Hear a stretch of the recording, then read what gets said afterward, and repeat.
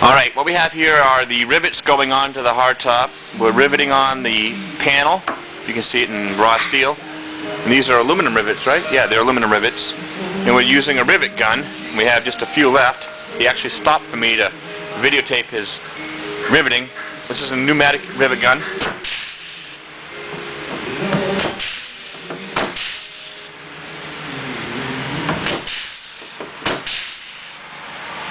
So there are, gosh, must be 100. We've never counted them, but there's at least 100 rivets in a hard top around the whole perimeter. So that is all done. As again, we did the Veriprime on the underneath, and then we flipped it around, we riveted it, and then next is going to be some sealer to seal it, and then we'll get it in the paint.